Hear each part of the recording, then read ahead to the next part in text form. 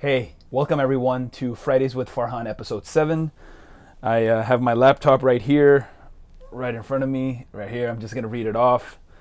Got all my best friends around me to give me confidence. And anyway, we'll get into that soon. But today's good. It's really good. A lot of serious topics, a lot of fun topics. It's going to be one of the best Fridays with Farhans we've ever done, just by reading the questions beforehand real quick just now. By the way, for those of you who want to submit questions to Fridays with Farhan, just comment below all of your questions, or you can email me, or you can post on YouTube. You can post on our Facebook group, Biggest Balls in the Game, Balls with the Z, and a lot of good engagement, a lot of good brotherhood and sisterhood on that group, a lot of engagement. I really love interacting, because most of the way I engage nowadays is through the Facebook group, Biggest Balls in the Game. So make sure you add yourself on that. It's a private group, very exclusive content, and I just basically am there all day. The other thing I would love for you to do is to follow me on Instagram. So Instagram, again, it's at Doc Testosterone, and I'm posting a lot of stories on there. So essentially everything I'm doing during the day. I did my blood test yesterday, so I did the whole story on that. Today we're going to do a shoot with Kyle. Today's Thursday, by the way, tomorrow's Friday.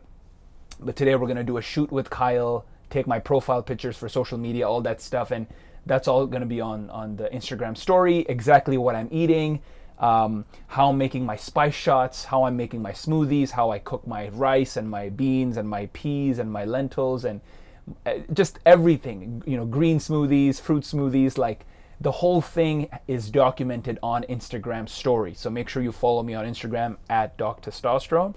And by the way, always read the description below, always, because there's always free books, free bonuses, a lot of good things that are coming up for you that are very new books that I'm publishing, new content that I'm providing. Just make sure you always read the description below. Now let's get started with episode 7. Kevin Vaz. Hey Farhan, I've been watching a lot of your stuff, and I must say your growth game has inspired me. You're a great role model to the Desi dudes like me seeking to continuously strive and prosper. By the way, Desi is like brown, Indian, Pakistani type. I'm 23 years old, and in September I noticed a patch of hair missing from my scalp.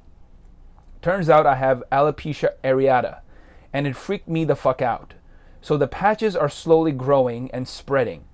I've received some steroid shots and creams from my doctor as treatment. As of now, I've taken the liberty to try the GAPS diet, stage 1.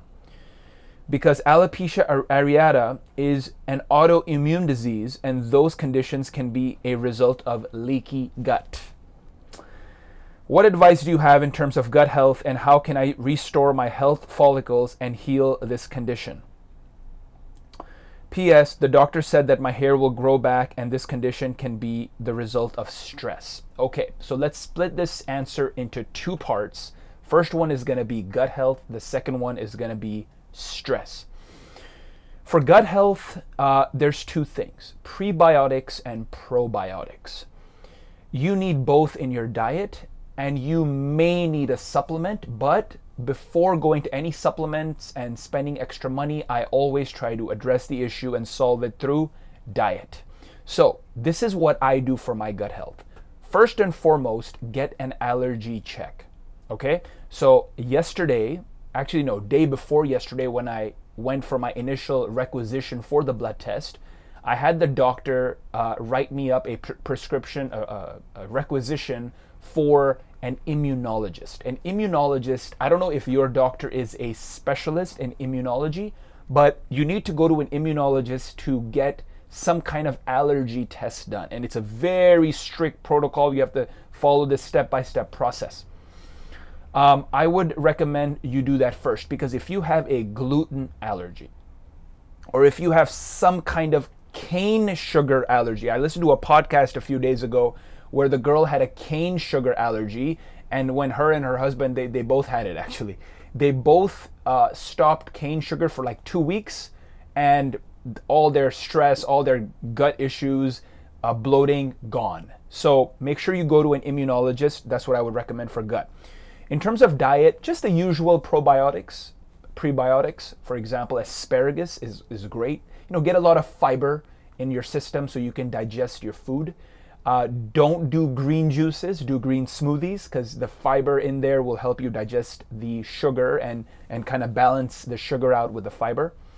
You want to do sauerkraut, kimchi, dill pickle, anything that is fermented, right? So you could do fermented beets, fermented carrots. I eat a lot of this stuff. And if you follow me on my Instagram story, you will know exactly what to eat, because I am basically taking a photo of all these probiotics and prebiotics. The other thing I would say about gut health, this is something that I've started very recently because of my farting issues. I fart a lot with my vegan diet. If I fast for like 24 hours, the farting is gone, obviously. But what I would recommend is try enzymes.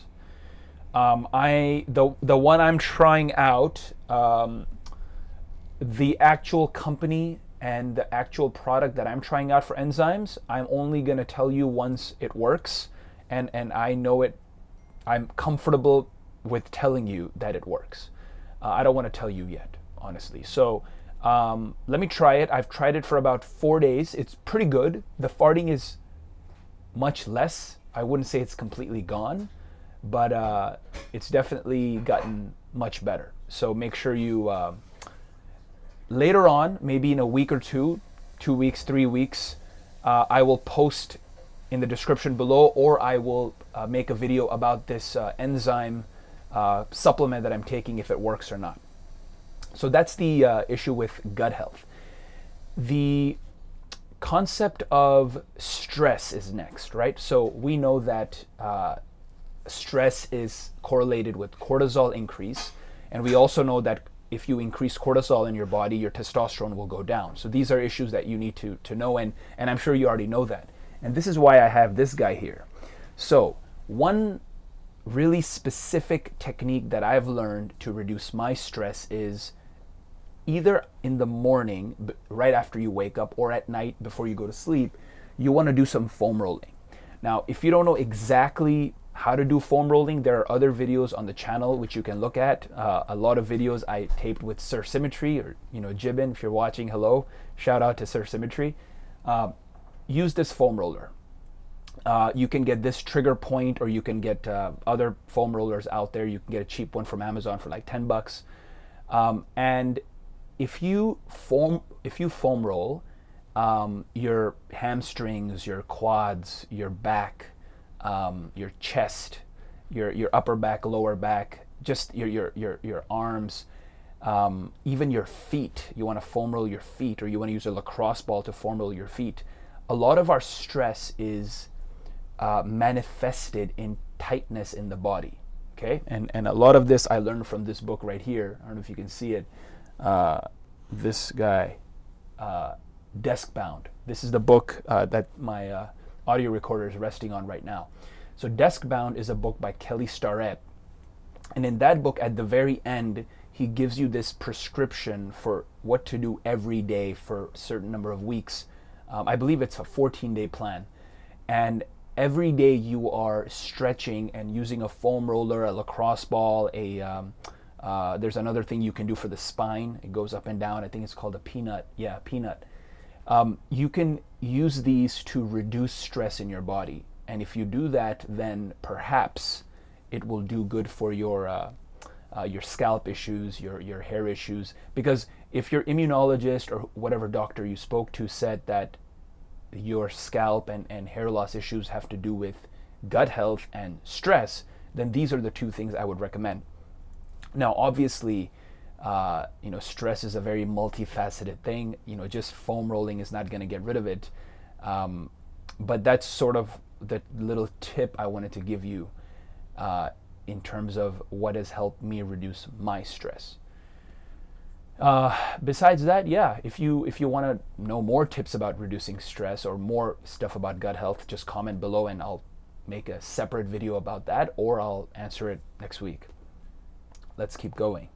Riley, Why did you leave strength camp? Was it the same reason you left RSD? Thanks. Very different reasons. So first, let me address why I left strength camp. I realized that, well, there are general principles that are the same between why I left both. So let me talk about the general principles, and then I will get into the specifics of why. So the general reason I left both is that whatever I needed to get out of that environment, I got. Whatever growth that I needed to experience, I got. And that is why I left both. Now let's get into the specifics.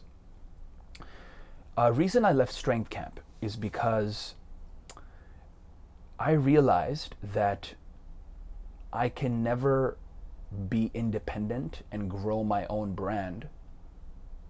And that's stupid to say grow my own brand. That's not what I mean. I'll never be able to fail and learn from my mistakes and undergo the actual pain and suffering needed as an entrepreneur if I stayed with a support system. See, here with stuff we're doing now, the support system is me, Lala is a big one, and our team, right? Jev, Manveer, and Sunny.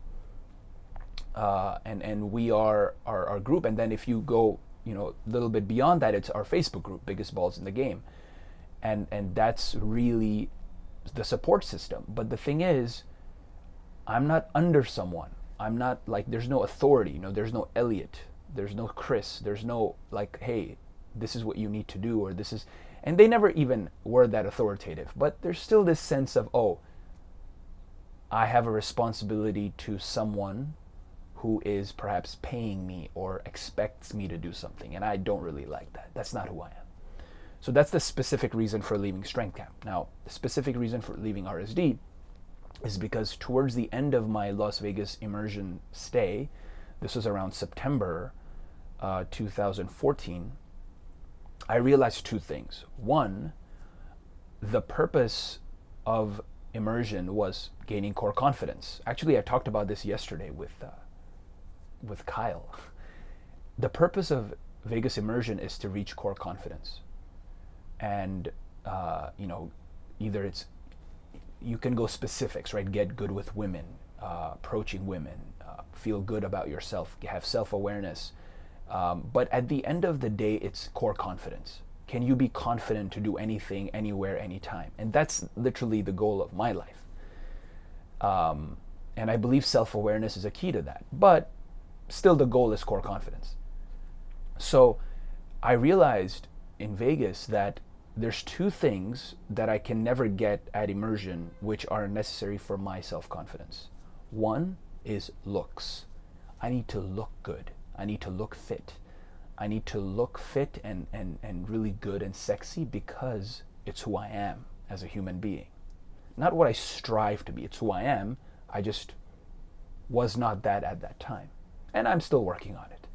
Two, I needed to have financial independence. I needed to have enough cash flow, money in the bank, and that is necessary for my core confidence. And that's what I'm working on now, and that's what I'm striving to continue to work on in the years ahead. So these are the two reasons. Matthew Lowe, my question for you is that I have to take androgel on a regular every day, but I'm wondering if there's a healthier way of taking it any other way. Androgel is, actually my dad used to take it. He stopped taking it because it was stupid. So androgel is a very low effect. It's very, from what I've read and from testimonials and so on, and maybe even there's some real research done on this. Androgel is a gel you apply usually to the chest and like front area, shoulders, like big muscles of your upper body. Maybe even your upper legs and like hamstrings and glutes, and I don't know. But you just apply it on your body all over, and that's through the epidermis, through the skin. It absorbs and increases testosterone in your body. That's androgel. It's been around for a while. It's a $1 billion company, $1 billion product. But it doesn't really work as well as testosterone injections. Now, I haven't taken either, ever. Maybe I will one day, but I don't have any plans for it. But what I will tell you is androgel, I would say testosterone injections are probably the same amount of healthy, but way more effective. So if you're in Canada, you can probably get a way bigger dose of androgel than you can in America, which is what you need. You need a big dose to actually have effect on your body. And make sure you go to a good endocrinologist or urologist or whoever you're seeing. Don't go to a general practitioner, because they usually don't know what they're doing to try and make money off testosterone injections, you know? That's what I would recommend for that. Other than that, boost testosterone naturally. You know, obviously if you want to do androgel, you want to do supplements, you want to do injections, that's fine. I'm not going to judge. However, boost testosterone naturally. You know, get the 7 Hacks book, 7 Hacks to Boost Your Testosterone Naturally Today. It's called the Testosterone Blueprint. You know, it's just a recent publication. All the new stuff is on there. So read that book. It's free.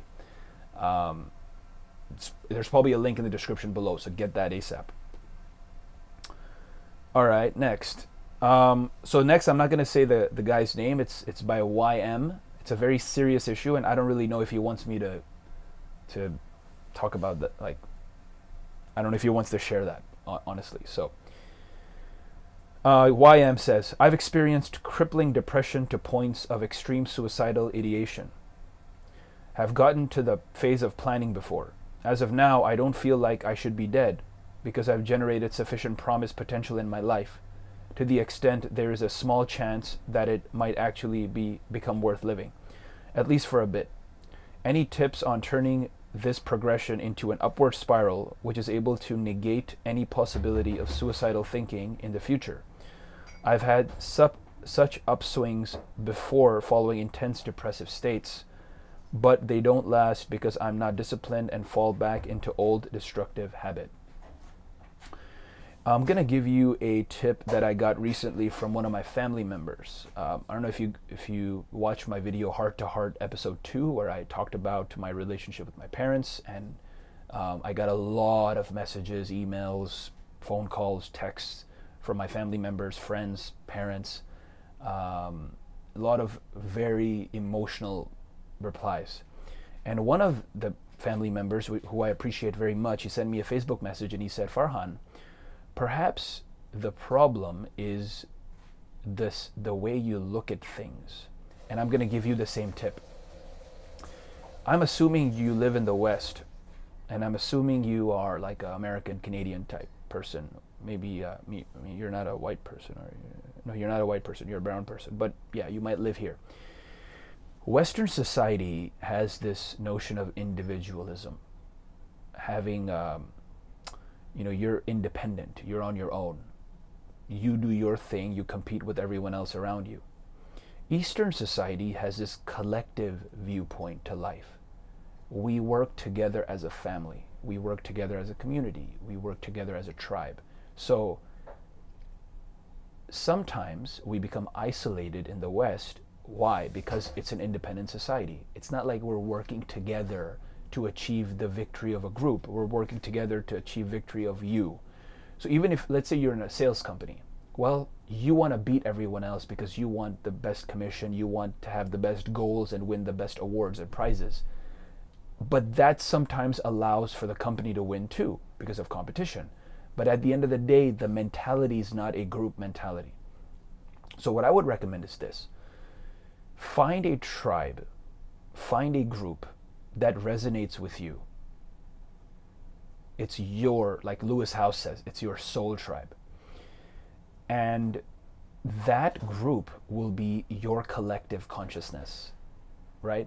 So there is no thought of depression or suicide. I mean, obviously there will be. I mean, there's not a magic pill thing.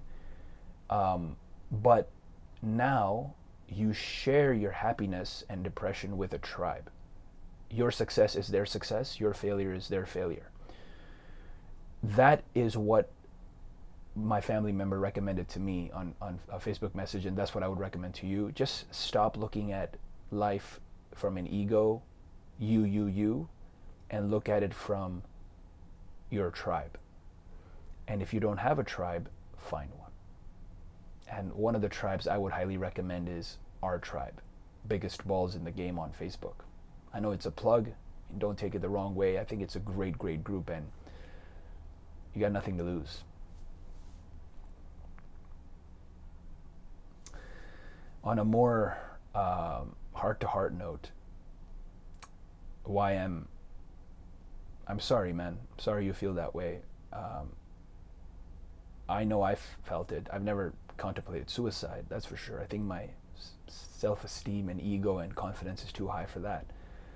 However, I've had friends who've contemplated this. I've helped friends recover from this one-on-one, and it's not easy, especially the habit of judging yourself, the habit of self-destruction, the habit of so many things that we do every day. And because of brain plasticity, I mean, you know for a fact that the brain changes, you know, synapses change based on your actions and your experiences and your training.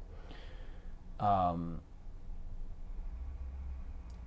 don't want to continue that negative training, because after years or even months, it's going to be really hard to get out of it. So the fact that you posted this YouTube question is already great, or wherever you posted it, Facebook or YouTube or email.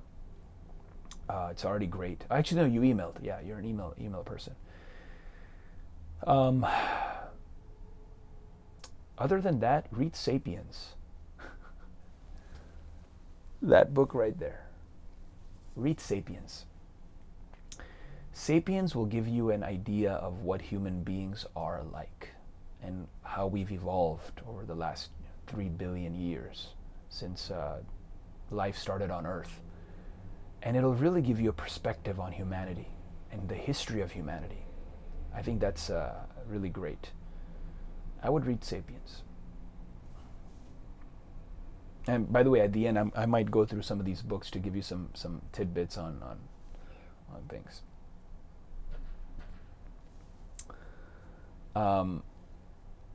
Read Anti-Fragile too. That guy. YM. Read it. It's my favorite book of all time. That's why it's on the top. Anti-Fragile will perhaps, hopefully, give you the strength to thrive under chaos and under disorder, which I think you have a lot in your life. So read that book as well. And I'm sorry, man. Just sorry. Matthew Hayes. How can a college student make money online similar or differently from you? Man,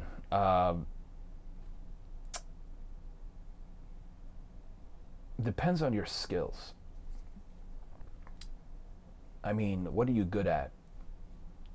You know, are you good at writing? If you're good at writing, then become a copywriter. Learn how to write sales copy, and you can make tons of money just freelancing for people. Are you a good artist? Become a graphic designer. You know, freelance graphic design. Get people to get you to design websites or design their thumbnails. Like, we need thumbnails for our YouTube, so become that. Become a virtual assistant. Yeah, you could also do Gary Vee type stuff where you go to garage sales, you get a bunch of items that are on demand at Craigslist and eBay, and then you sell those online for a margin, for a profit. I mean, there's so many things. It depends on your skills, man. I would post below what your strengths are, like what you're good at, and based on that, maybe next week I'll answer exactly how you should make money online, because I'm just throwing out general shit right now. Julian, hey, thanks, man. You submit a question a lot. That's great. Thank you. Why do you think good things happen to bad people and bad things happen to good people? I think it's because good people are actually bad. And bad people are actually good. I might get into trouble for this, but it's the truth, so I'm going to spit it out.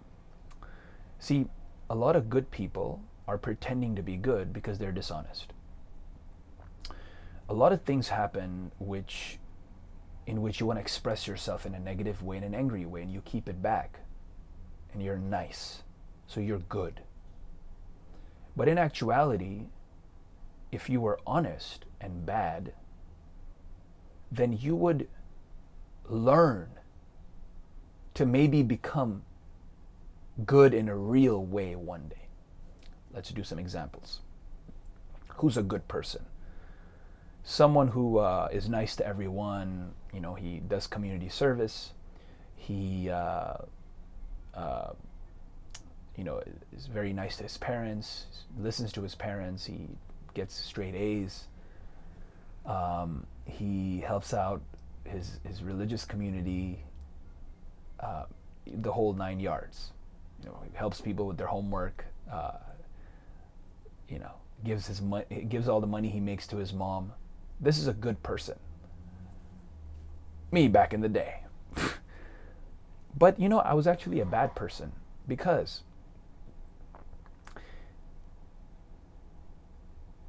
I was doing it from the intention of getting something in return.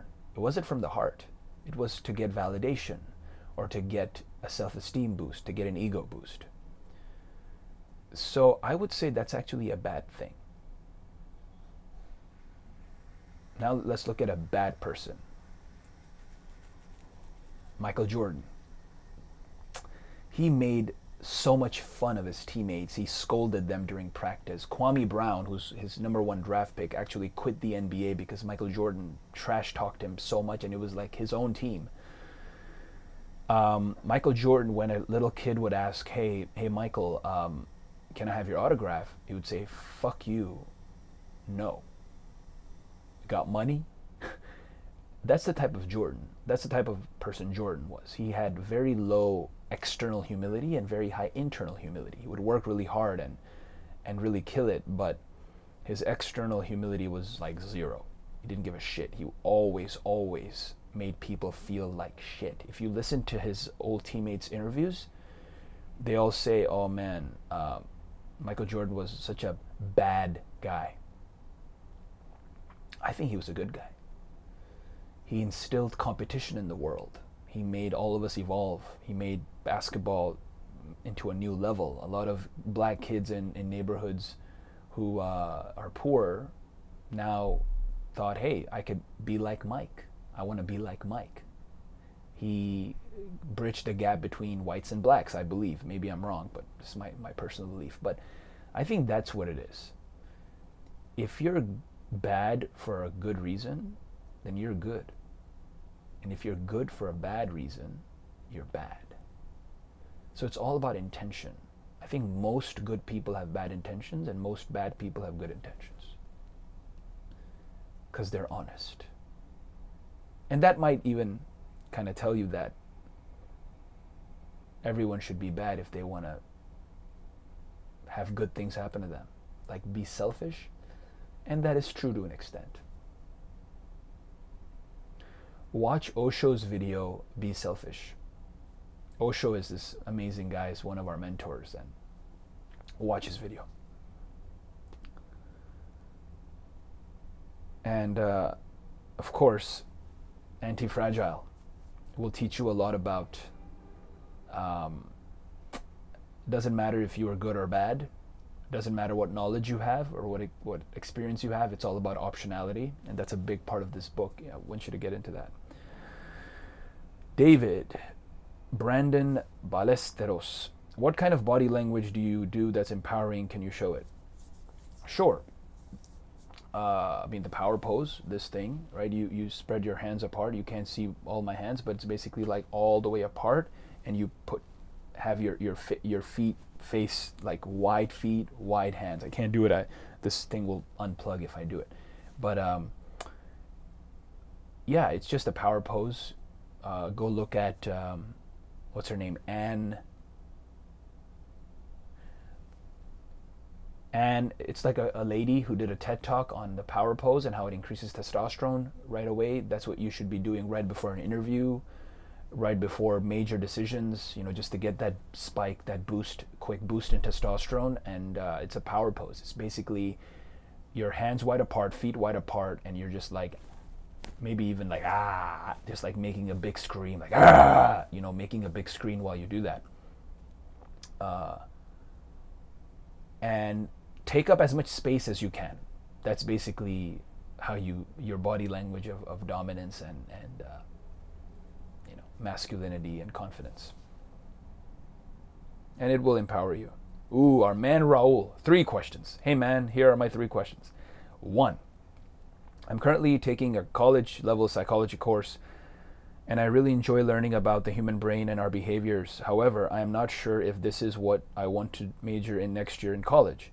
Can you help me with the steps I need to take in order to find out if this truly is my passion, as opposed to philosophy, which is also a great interest?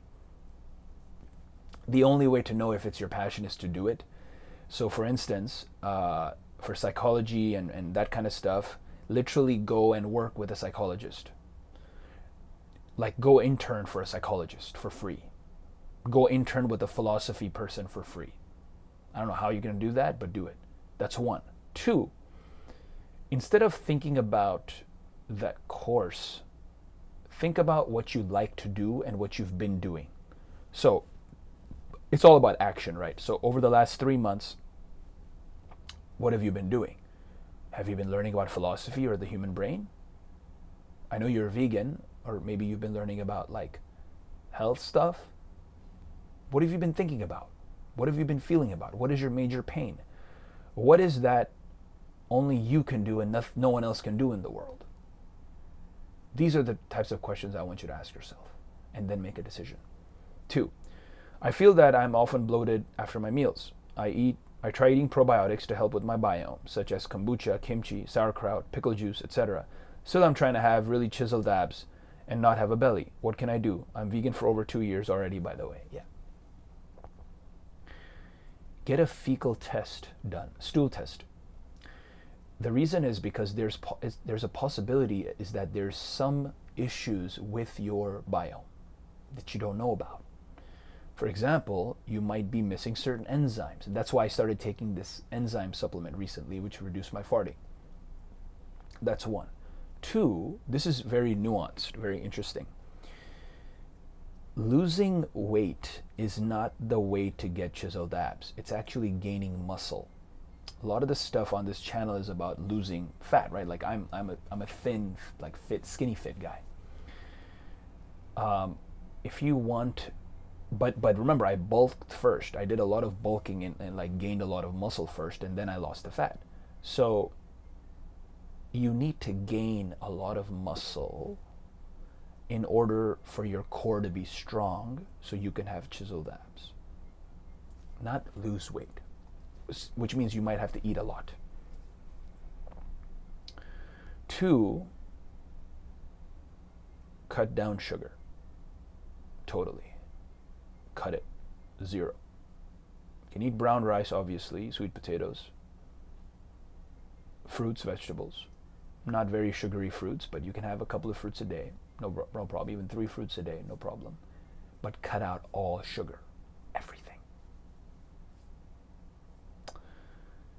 And yeah,